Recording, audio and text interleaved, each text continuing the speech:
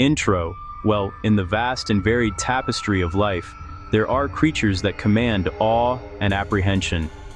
Among them, the great constrictors stand alone, masters of stealth and power, embodying the untamed spirit of the wilderness. For centuries, tales have been told of these colossal serpents, giants that glide through forests and haunt dark waters. Two names rise above the rest: Anaconda of South America, Reticulated python of Southeast Asia, each a legend and apex predator. I've spent a lifetime exploring these hidden corners. Few spectacles match seeing them in the wild.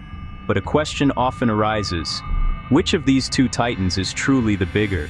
The question seems simple, but the answer is complex. It's not just placing them side by side with a tape measure. To know, we must visit their worlds. Dense, flooded Amazon, humid, sprawling Borneo. We'll examine what makes them formidable: size, strength, way of life. Today we begin a comparative investigation to unravel the mystery, a story of scale, power, and survival. In the vast flooded forests of the Amazon, survival is a contest of scale. For the giants of the serpent world, size is not just a feature, it is the fundamental principle of their existence. It dictates what they eat, how they hunt, and how they contend with rivals. When we speak of this kind of size, our minds first turn to length. It is the most immediate and striking measure of a serpent's grandeur. In this arena, one species has long been the undisputed sovereign, the reticulated python. Hailing from the rainforests and woodlands of Southeast Asia, its very name, reticulatus, refers to the intricate, net-like pattern of its scales, a complex camouflage for an animal of astonishing proportions. It is by a significant margin the longest snake in the world. While many reports are prone to exaggeration, the verified facts are impressive enough. On average, a mature reticulated python will stretch to an imposing 6, sometimes 7 meters. To put that in perspective, this is a living, breathing animal that, fully extended, can be longer than a large SUV. A creature whose head can be at one end of a room, while its tail is still coming through the door. Record holders, though rare, push these boundaries even further, approaching, and perhaps even exceeding, an almost unbelievable 8 meters. Yet for all this length, its form is one of relative elegance. Slender yet immensely powerful, this is a body built for reach, for bridging gaps in the canopy, and for applying inescapable constricting pressure with its coils. It is a master of leverage and length. But here, in the flooded heart of South America, a different kind of giant holds court. The green anaconda presents a contrasting story of size.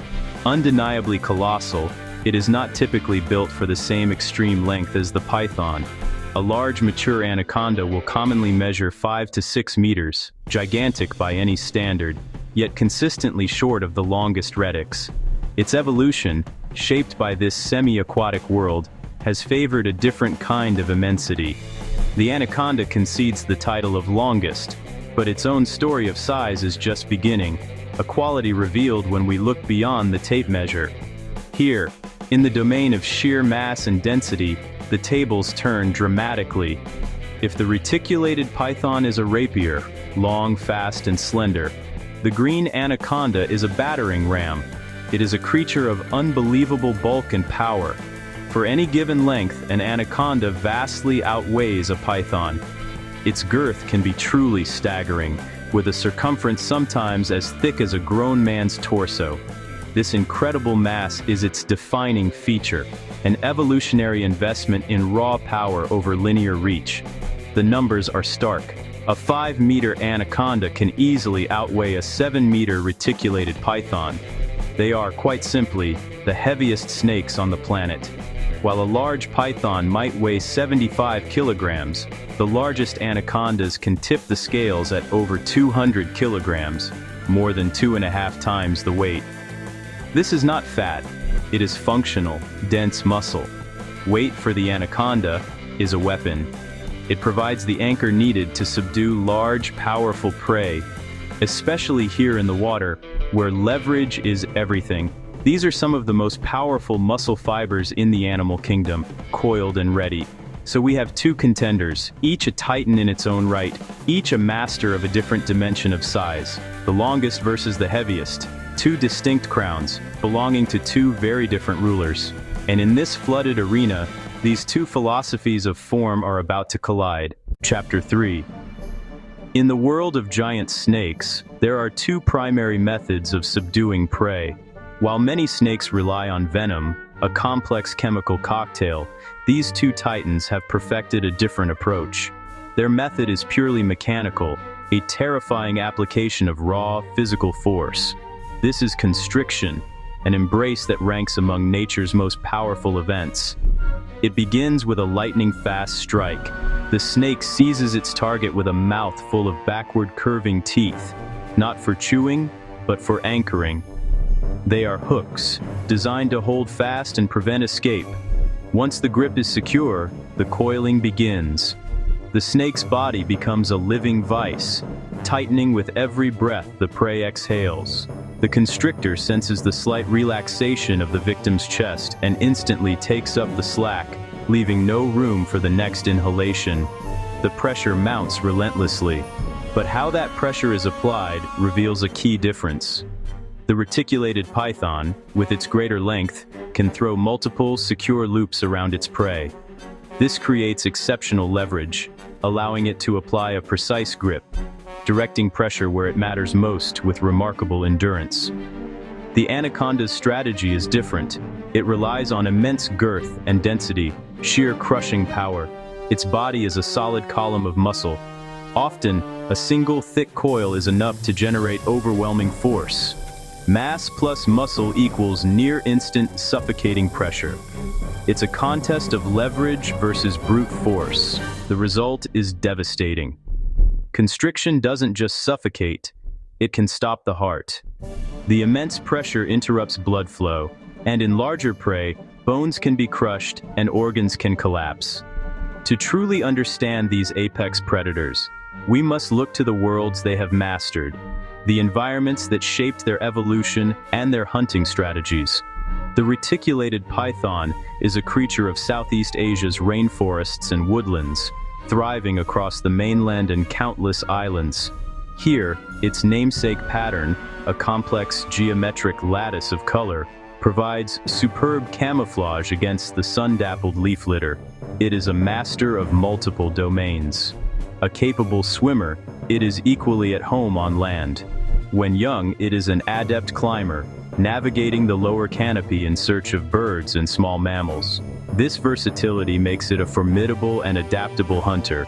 The anaconda, by contrast, is a specialist, native to the slow-moving rivers, swamps, and flooded grasslands of the Amazon and Orinoco basins. Its entire being is adapted to vanish in the murky water. Its eyes and nostrils are positioned on top of its head, allowing it to remain almost entirely submerged, a nearly invisible agent of ambush at the surface. On land, its great mass can make it cumbersome, but in water it is transformed, silent, sinuous, and powerful. Here its weight becomes an asset, a source of stability and leverage that no terrestrial animal can match. Their diets reflect their power and their place in the ecosystem. The reticulated python is an opportunist with a broad menu.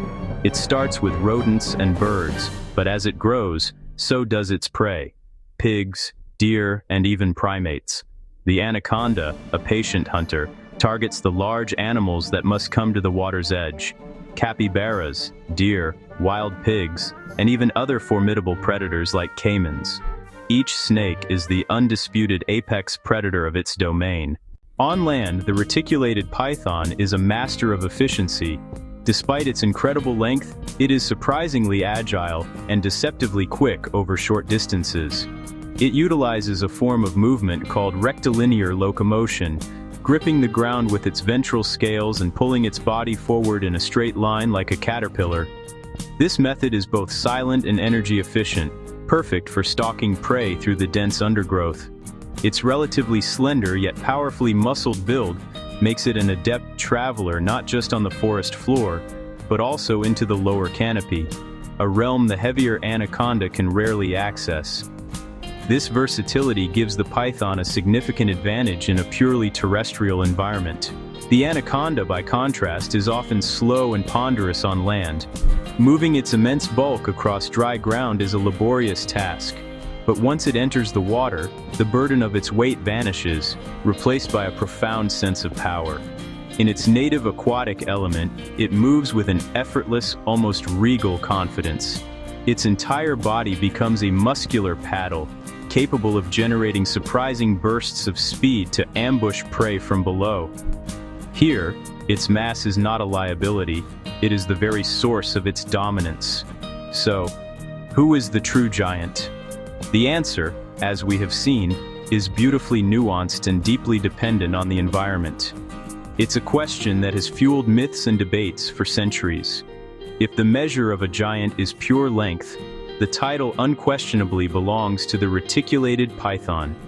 It is a champion of extension, a living tape measure, and the longest serpent on Earth. Its intricate, net-like pattern provides superb camouflage, a masterpiece of evolutionary design perfected for the dappled light of forests and islands across Southeast Asia. But if a giant is measured by sheer mass, by weight, density, and raw power, then the crown rests firmly with the green anaconda. It is a true heavyweight, the undisputed titan of the aquatic realm. This incredible bulk translates directly into unmatched crushing force. Each coil is a band of pure muscle, thicker and more powerful than that of any other snake. In the flooded forests of the Amazon, where water dictates the terms of engagement, this mass becomes the deciding factor. The anaconda's weight provides an anchor, a stable platform from which to exert its strength, while the water negates the python's speed and agility. Ultimately, size is more than a single dimension. It is a complex equation of length, weight, and the environment in which that size is applied. Each of these magnificent predators is a perfect expression of its own world, one honed for the forests, the other for the floodplains. They are not true rivals in the grand scheme of nature, but parallel peaks of serpentine evolution, each reigning supreme in its own domain. In this encounter, in this flooded world, the aquatic specialist had the undeniable edge.